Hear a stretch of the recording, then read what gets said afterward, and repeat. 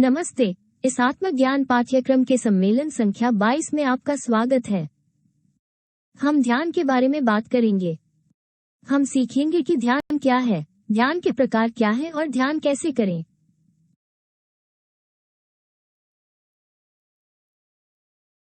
हम ये समझाकर शुरुआत करेंगे कि ध्यान क्या है। ध्यान बुद्धिमानों की रोटी है। ये ज्ञान प्राप्त करने का तरीका है। यही वो तरीका है जिसके माध्यम से हम ज्ञान प्राप्त करने के लिए पिता से जुड़ते हैं। वो ज्ञान जिसमें मन हस्तक्षेप नहीं करता बल्कि अंतर्ज्ञान से प्राप्त होता है। इसलिए मन को शांत रहना चाहिए। बुद्धि चाहने वाले व्यक्ति को प्रतिदिन ध्यान करना चाहिए।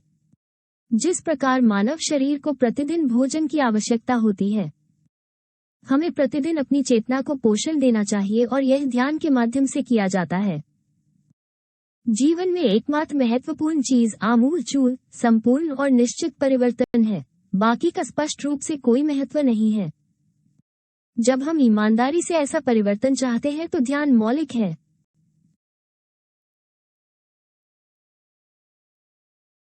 हम अप्रासंगिक, सतही या निरर्थक ध्यान नहीं चाहते। हमें गंभीर होने की जरूरत है और इतनी सारी बकवास को खत्म करना होगा जो सस्ते छद्मगूढ़वाद से भरपूर है। तो हम ये कहने जा रहे हैं कि ध्यान दो प्रकार के होते हैं। चिंतनशील ध्यान, इनमें से हर जगह कई हैं और वे चिंतनशील हैं क्योंकि वे हमें ध्वनि, संगीत सुनने, कुछ चीजों की कल्पना करने आदि के माध्यम से आराम की स्थिति में ले जाते हैं। हालांकि जब हम इस तरह का ध्यान समाप्त करते हैं तो किसी भी कारण से विश्राम की स्थिति खो जाती है और हमें एहसास होता है कि हम अभी भी वही हैं, वही दोष हैं और वही गलतियां कर रहे हैं। हम ध्यान समाप्त करते हैं और सड़क से नीचे जाते हैं, कोई हमसे टकराता है और यही हमारा गुस्सा निकलता है। हमने कुछ भी नहीं बदला है। दूसरे प्रकार का ध्यान भावातीत ध्यान है और इस श्रेणी में हमारे पास चिंतनशील ध्यान है जिसे हम आज समझा रहे हैं, और भावातीत ध्यान जिसके माध्यम से हम प्रकृति के छठे और सातवें आयामों, उच्च आयामों, जिन्हें स्वर्ग भी कहा जाता है, तक पहुंच सकते हैं और वहां से ज्ञान लाओ। बाद में पाठ्यक्रम में हम बताएंगे कि यह भावातीत ध्यान कोआंस नामक तकनीक का उपयोग करके कैसे किया जाता है। जो व्यक्ति ध्यान करना नहीं जानता वो आंतरिक कार्य में असफल हो जाएगा। जो लोग ध्यान करना नहीं जानते वे कभी भी अहंकार को विघटित नहीं कर पाएंगे। जीवन के उफनते सागर में ये सदैव एक असहाय लट्ठा बना रहेगा।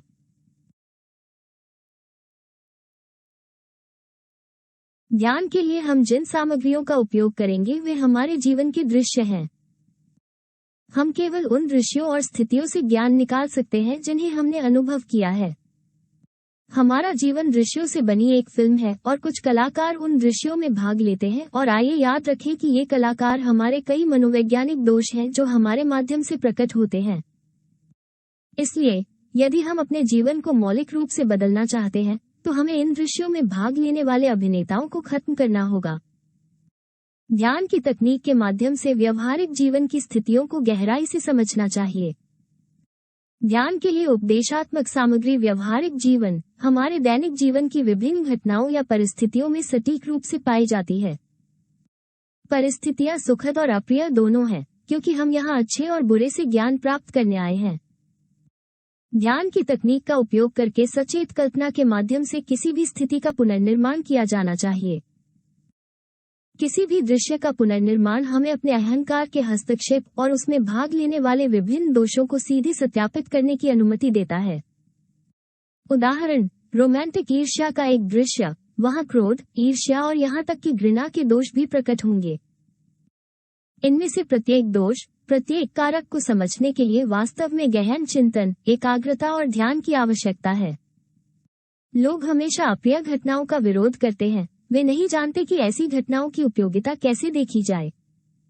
अप्रिय परिस्थितियों का विरोध करने के बजाय हमें ध्यान के माध्यम से उनमें से अपने आध्यात्मिक विकास के लिए उपयोगी तत्व निकालने चाहिए। और यह कहा जाना चाहिए कि अप्रिय घटनाओं से ही हम सबसे अधिक ज्ञान प्राप्त कर सकते हैं। संघर्ष की स्थितियां, उदासी, विरोध, गरीबी, पीड़ा, एक विशिष्ट दोष जिस पर हम काम करना चाहते हैं, एक निश्चित गलत तरीका जिसे हम बदलना चाहते हैं, ये सब ध्यान के लिए सामग्री है। सुखद स्थितियों से भी, जैसे वासनापूर्ण स्थितियां, प्रेम में होने की अवस्थाएं, विकार और व्यसन, उन्माद और मौज मस्ती की अवस्थाएं।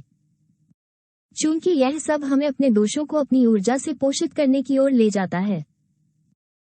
उदाहरण के लिए, यदि हम किसी पार्टी में जाते हैं तो वहां अनेक दोष व्याप्त हो जाते हैं, जैसे शराब, नशीली दवाएं, वासना, नाच गाना, व्यर्थ की बातें, गपशप, छेड़खानी आदि आदि। इस या उस सुखद या अप्रिय परिस्थिति पर ध्यान हमें स्वाद, आंतरिक कार्य का परिणाम महसूस करने की अनुमति देता है।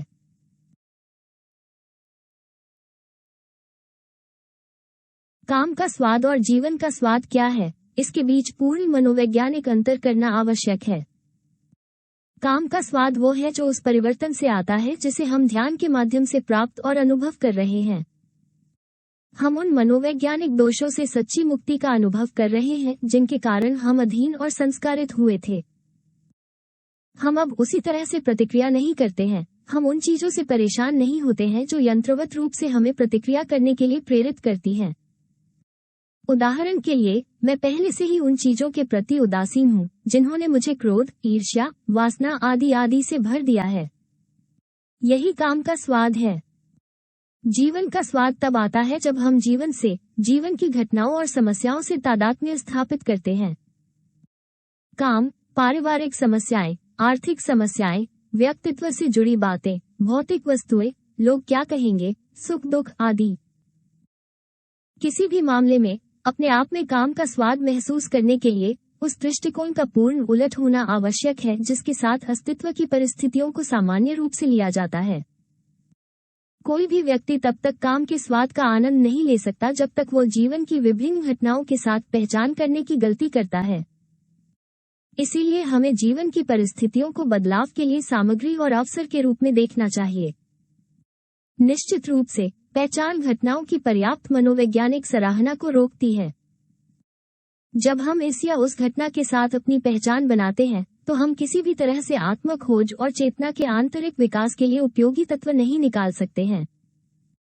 जिस क्षण हम इस या उस घटना के साथ पहचान करते हैं, ऐसा इसलिए होता है क्योंकि हमने आत्म अवलोकन की स्थिति खो दी है, जो आत्म खोज का एकमात्र रूप है। और अगर हम उन तत्वों या दोषों की खोज नहीं करते हैं जो ऐसी और ऐसी परिस्थिति में हस्तक्षेप करते हैं, बल्कि हम खुद को उनके साथ पहचानने की अनुमति देते हैं, तो हम उस दोष के अभियोजन और उसके बाद उसके उन्मूलन तक नहीं पहुंच सकते हैं। जैसे जैसे हम आत्मनिरीक्षण की भावना का प्रयोग करेंगे, यह आश्चर्यजनक रूप से विकसित होगी। तभी हम ध्यान कार्य के दौरान मैं को समझ सकेंगे। दोषों को न केवल ध्यान के साथ उन पर काम करने के बाद समझना शुरू करना दिलचस्प है, बल्कि तब भी जब वे तुरंत प्रकट होते हैं। जब ये टुकड़े टुकड़े हो जाते हैं और विघटित हो जाते हैं तो हमें बड़ी राहत, बड़ी खुशी महसूस होती है। गूढ़ कार्यकर्ता अपनी सुरक्षा, आत्म अवलोकन की स्थिति खोकर पहचान की ओर लौटता है, एक बार फिर काम के स्वाद से अधिक जीवन के स्वाद को महसूस करता है। विभिन्न सुखद या अप्रिय घटनाएं हमारे साथ या हमारे बिना मौजूद रहती हैं और लगातार यंत्रवत दोहराई जाती हैं। समस्याएं जीवन की है और यदि उनका कोई अंतिम समाधान होता तो जीवन नहीं बल्कि मृत्यु होता। जीवन एक पहिया है जो हमेशा आवर्ती होने वाली सभी सुखद और अप्रिय परिस्थितियों के साथ यंत्रवत घूमता रहता है।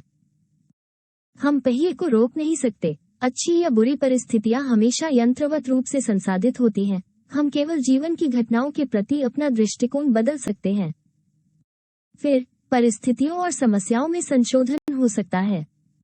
से ध्यान के लिए सामग्री निकालना सीखते हैं, हम स्वयं को खोजेंगे और जान पाएंगे।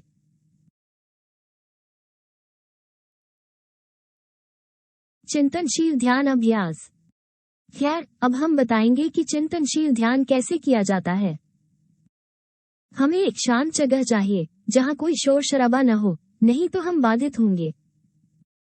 पर्यावरण को स्वच्छ करने के लिए बेलिलिन और मैजिक सर्कल का मंत्रोच्चार करते हैं, जैसा कि हमने व्याख्यान 7 में सीखा था। अभ्यास में हमारा मार्गदर्शन करने के लिए हमारे आंतरिक पिता से प्रार्थना।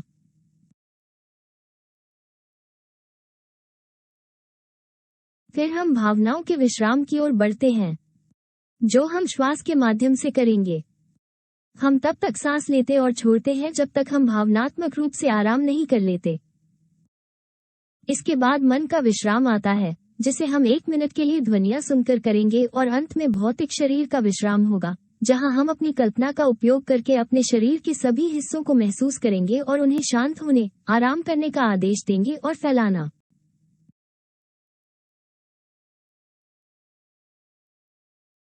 अगला कदम एक निश्चित दृश्य या घटना का पुनर्निर्माण करना है जिस पर हम प्रतिबिंबित करना चाहते हैं या जहां हम अपने मनोविज्ञान से जिस आत्मा को खत्म करना चाहते हैं वो प्रकट हुआ है।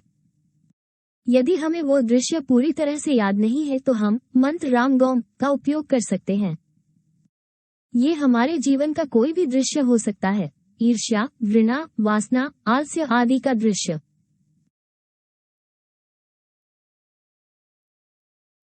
फिर हम दृश्य में भाग लेने वाले प्रत्येक छोटे विवरण का निरीक्षण करना शुरू करते हैं। हमारे जो विचार थे, जो भावनाएं थीं, जो इच्छाएं थीं और जो कार्य हमने किए, उनका अवलोकन करना। यह महत्वपूर्ण है कि हम स्वयं को पर्यवेक्षक और अवलोकन में विभाजित करें। जो देखता है वो चेतना है, मुक्त विवेक का 3%, और जो देखा जाएगा वो अहंकार है, शेष 97% फंसा हुआ सार है। हमें इन दृश्यों को ऐसे देखना चाहिए जैसे कोई फिल्म देख रहा हो और इसमें शामिल अभिनेताओं के कार्यों को ध्यान से देखना चाहता हो। उदाहरण के लिए, यदि हम किसी सहकर्मी के साथ बहस के दृश्य पर विचार कर रहे हैं, तो हमें उस पल पर ध्यान देना चाहिए कि हम क्या सोच रहे थे। हम सोचते हैं कि वो एक बुरा कार्य करता है, कि वो आलसी है, कि वो अहंकारी है, वगैरह। हम उन शब्दों के बारे में सोचते हैं जो उसका अपमान करते हैं। हम अनुमान लगाते हैं कि वो ऐसा व्यवहार क्यों करता है। हम उन सभी स्वार्थी चीजों को सुनते हैं जो हमें उसके प्रति प्रतिक्रिया करने, उसका अपमान करने आदि के लिए मजबूर करती हैं।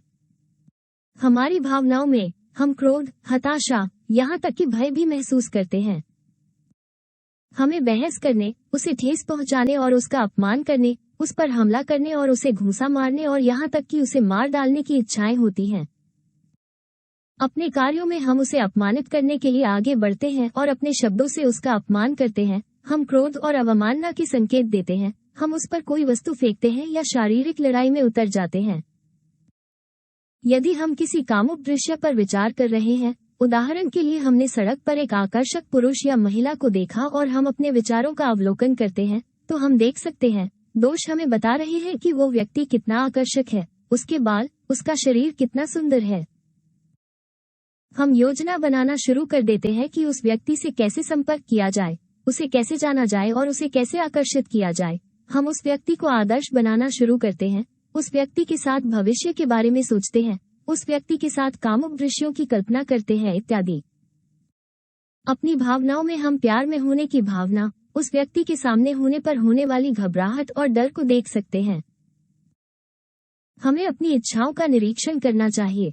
उस व्यक्ति से बात करने की इच्छा, हमने जो आकर्षण महसूस किया, उस व्यक्ति के साथ मैथुन करने की इच्छा, उस व्यक्ति के साथ संबंध बनाने की इच्छा। हमें ये देखना चाहिए कि यौन केंद्र कैसे सक्रिय होता है और हमने महसूस किया यौन उत्तेजना की अनुभूति। और निश्चित रूप से हमारे कार्य, हमने क्या किया। हो सकता है कि हमने उस व्यक्ति की तारीफ की हो, हमने कुछ चुलबुले इशारे किए हो, हमने उस व्यक्ति से उसका या उसका फोन नंबर मांगा हो, आदि आदि।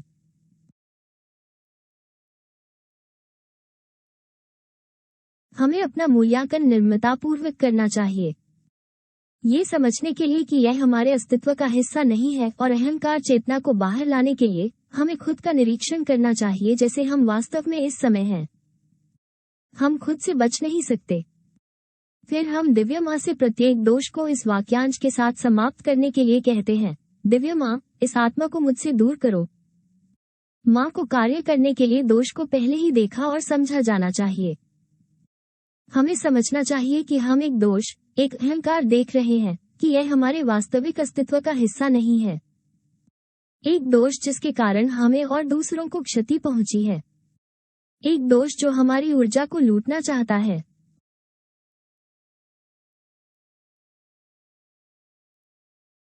कुछ सिफारिशें हैं। किसी दृश्य का पुनर्निर्माण करते समय हमें उससे तादात्म्य नहीं बनाना चाहिए। उदाहरण के लिए, यदि हम क्रोध के किसी दृश्य का अध्ययन कर रहे हैं और हम उस क्रोध की पहचान करते हैं, तो हम क्रोध में दोष नहीं देख पाएंगे, बल्कि हमें फिर से क्रोध महसूस होगा। किसी भी स्थिति में हमें औचित्य को स्वीकार नहीं करना चाहिए या स्वयं से भागना नहीं चाहिए। यदि हम किसी अन्य व्यक्ति के साथ संघर्ष के परिदृश्य का अध्ययन कर रहे हैं, तो हमें ये कहकर खुद को उचित नहीं ठहराना चाहिए कि दूसरे व्यक्ति ने ही इसे शुरू किया था, जिसने सबसे पहले मुझे नाराज किया था और अपना बचाव करना मेरा कर्तव्य था। हमें सभी औचित्यों को खत्म करना होगा, क्योंकि औचित्य के साथ हम एक निश्चित तरीके से अपना बचाव कर रहे हैं। इन औचित्यों से हम अहंकार को उसके कार्यों में सही साबित कर रहे हैं। हम स्वयं का मूल्यांकन करेंगे, दूसरों का नहीं। यदि हम जोड़े के साथ लड़ाई के दृश्य का अध्ययन कर रहे हैं, तो यह आम बात है कि हम जोड़े के कार्यों का मूल्यांकन करना चाहते हैं और उन्हें कैसे बदलना चाहिए। हम उसकी खामियां ढूंढने लगे और सोचने लगे कि उसे बदल जाना चाहिए ताकि मुझे इतना गुस्सा न आए और मेरा मूड इतना खराब न हो।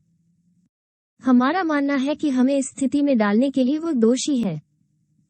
दूसरों को दोष देने की चिन्हित प्रवृत्ति एक बाधा है अपनी गलतियों को समझने के लिए। दुर्भाग्यवश दूसरों को दोष देने की प्रवृत्ति को अपने अंदर से नष्ट करना बहुत कठिन कार्य है।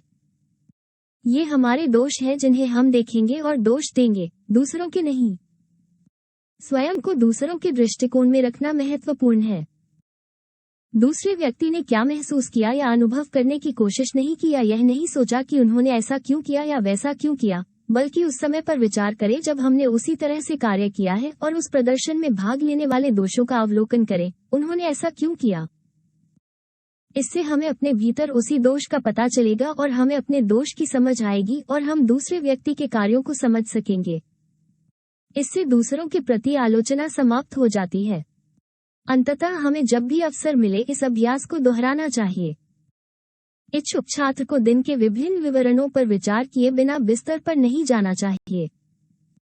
इसलिए अच्छा होगा कि इसे रोजाना करना शुरू करें। शुरुआत में 15 या 20 मिनट के लिए ही करें, फिर समय लंबा होता जाएगा। यह आज का सम्मेलन है और इसे व्यवहार में लाने की सिफारिश की गई है ताकि हम अपने आंतरिक कार्यों में आगे बढ़ सकें और मनोवैज्ञानिक मृत्यु के साथ अपने दोषों को दूर कर सकें। हमसे जुड़ने के लिए आपका बहुत बहुत धन्यवाद। हम आपको अगले गुरुवार को कट्टरवाद और मिथोमेनिया नामक सम्मेलन संख्या 23 में आमंत्रित करते हैं। हम 2 दोषों के बारे में जानेंगे जो हमारी आंतरिक प्रगति में बहुत बाधा डालते हैं और हमें सच्चे आध्यात्मिक मार्ग से भटकाते हैं।